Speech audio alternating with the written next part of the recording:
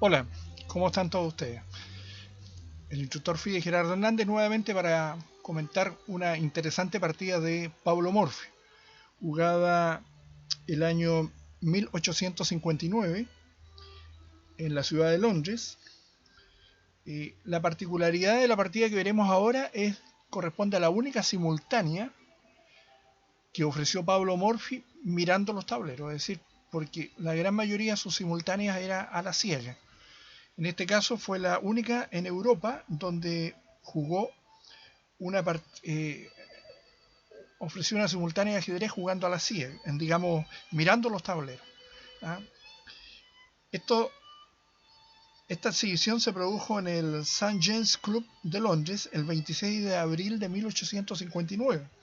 Morphy dio la única exhibición de simultánea no a ciegas de su carrera. Para establecer el mérito de ello, el primer factor a considerar es el poderío de sus adversarios. Estos eran solo 5, a saber, Lowenthal, de quien no es necesario volverlo a hablar, era un gran maestro, Barnes, Beer y Boden, los 3 grandes maestros entre los jugadores de Londres, y Arnoux de la Rivière, quien estaba alcanzando ya ese rango entre los franceses. El resultado fue 2 victorias, 1 derrota y 2 tablas a favor de Morphy. La exhibición fue de un carácter completamente distinto a aquellas que se iban haciendo cada vez más populares y en las que el número de los contrincantes más que su categoría hacía notable la hazaña del jugador exhibicionista. La hazaña de Morphy fue más de interés para el ajedrez y las 5 partidas, aunque no exenta de errores, son todas de un nivel bien elevado. Hoy día veremos una de ellas. Enfrentó al jugador Beer, quien había nacido en 1830 en Londres, jugador en torneos internacionales de 1851 hasta 1899, y una de las grandes figuras de los círculos ajedrecísticos londinenses durante esos mismos años. Al retirarse del match contra Steinitz en 1867, la anotación iba 6 victorias, 7 derrotas y 6 empates. Escritor agradable y de gran producción sobre la materia. Murió en 1908. O sea, un extraordinario gran maestro enfrentando a Paulo Morphy. Ahora veremos la partida que corresponde a un gambito de rey. Paulo Morphy lleva las piezas blancas. Gambito aceptado. Y ahora el negro realiza la interesante continuación variante Cunningham, que es un ataque. Alfil C4.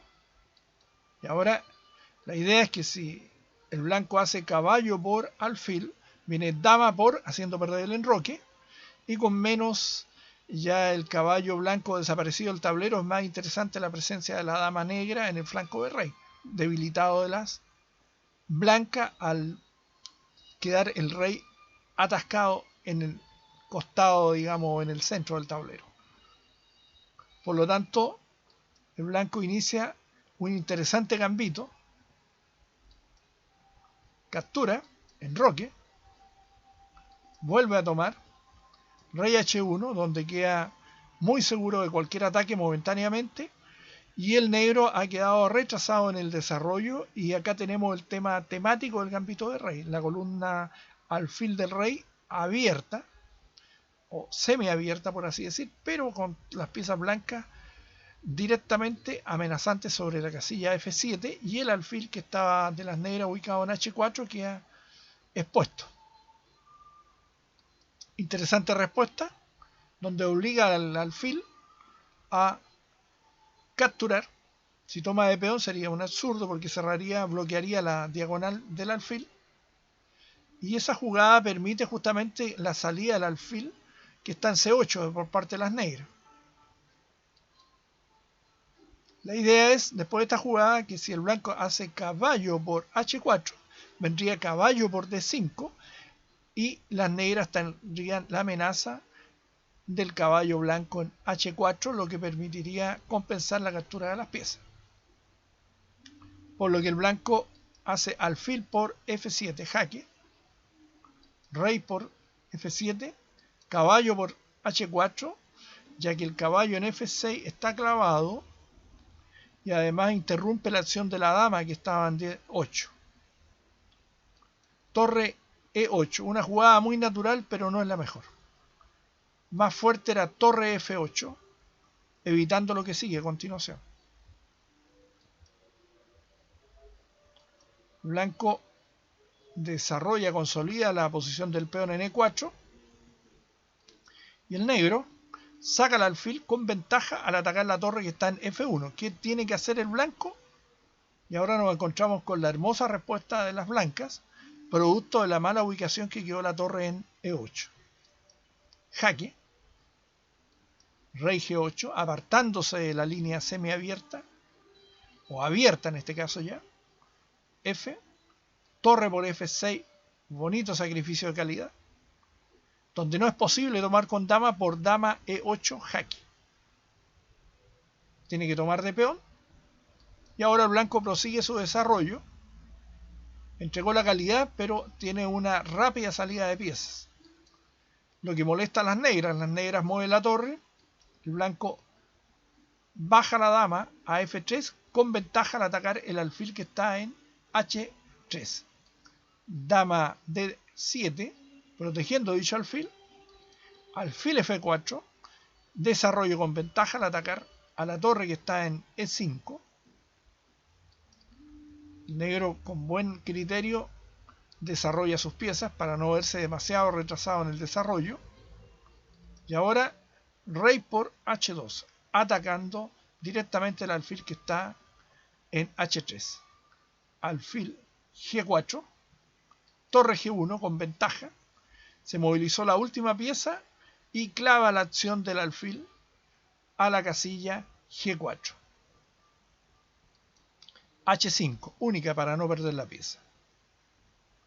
Alfil por E5, F por E5, permitiendo que la torre que está en A8 pueda ingresar a la lucha en F8. Caballo D5, buena jugada. Caballo D4 y ahora vienen golpes y golpes. Jaque, aparentemente ganando la dama. Rey H8, saliendo de cualquiera descubierta de pieza. Dama E3, saliendo de la captura del caballo que está en D4 y amenazando un dama H6 mate. Así que única de las negras, dama G7, caballo por H5, amenaza a la dama y el alfil se está cayendo.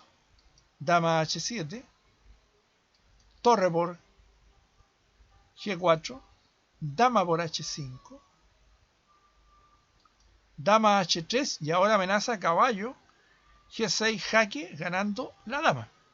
Por lo tanto, rey H7 para evitar dicho jaque y permitiendo que la torre entre. C3, sacando el caballo de esa fuerte posición. Caballo E6.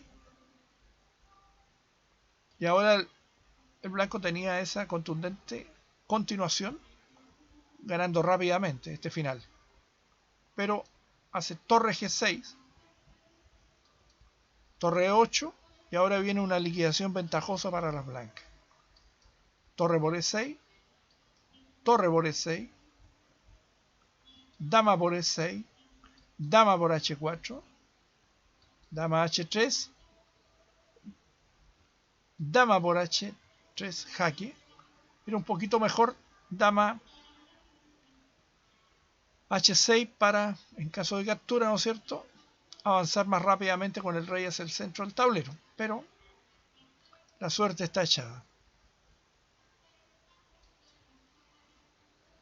Para frenar el avance de los peones blancos en el centro.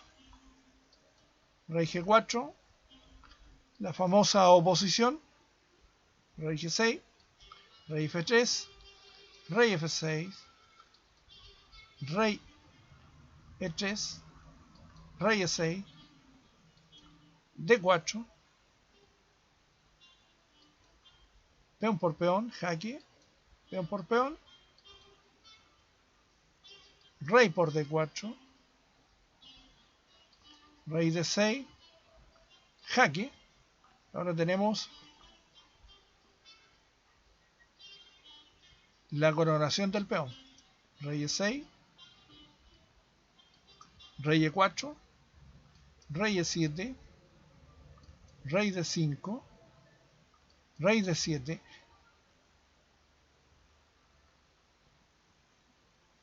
jaque, rey E7, rey E5. Nótese que si no estuviesen los peones en los flancos de dama, esta posición sería tabla, por oposición. Pero son los peones que están en el costado los que permiten justamente que las blancas ganen la partida. A6, A3,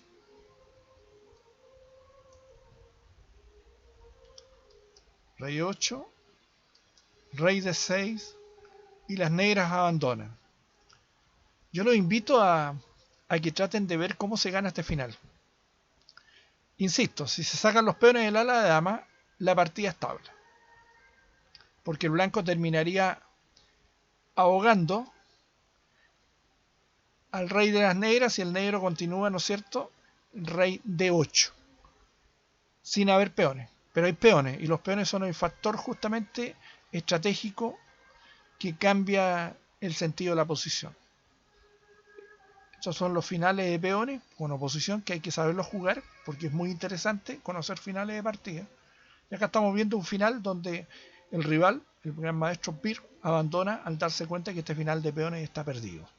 Una hermosa partida de Paulo Morphy, donde mostró nuevamente su gran talento y gran sangre fría para sacrificar tantos peones al inicio del juego en forma arriesgada. Bueno, que no se arriesga no cruza el río. Hay una frase antigua donde su forma riesgosa de jugar la apertura le permitió realizar un exitoso ataque al monarca contrario. Muchas veces hay que tomar decisiones, a veces difíciles, pero que no hay nada que no tenga riesgo en la vida. Y el riesgo va seguido de una gran seguridad en sí mismo. Y la seguridad se fundamenta muchas veces en el conocimiento que uno tenga con respecto a la materia en la cual uno se está trabajando y se está, digamos, formando, en este caso como jugador de ajedrez. La seguridad en sí mismo proviene, sin lugar a duda, del estudio. Esta ha sido una partida muy interesante de Paulo Morphy, una de las 5 partidas que jugó en su única simultánea viendo los tableros. Todas las demás simultáneas de ajedrez de Paulo Morphy, dejando de lado, eso sí, las partidas en consulta eran viendo los tableros. En partida en simultánea mirando, jugó solamente contra 5 jugadores en Londres. Y en las partidas en consulta jugó 21 partidas en consulta. Es decir, jugaba contra varios jugadores que tenía de rival, 2 o 3 personas que hacían la consulta, así se dice en consulta, porque se consultan ellos entre sí para poder hacer la jugada. Pero esta partida es hermosa. Conviene hacerla nuevamente, repasarla y darse cuenta de lo maravilloso que es el juego abierto, cómo las piezas entran en acción y logran el máximo de eficiencia producto de saber mover y saber jugar con las piezas. Que ahí está el secreto del buen jugador de ajedrez. Saber jugar con las piezas de ajedrez. Es decir, saber sacarle rendimiento a la propiedad de las piezas. Eso ha sido todo por hoy. Un agrado y espero que estén todos ustedes muy bien de salud. Ha sido un gusto. Hasta una próxima. Hasta luego.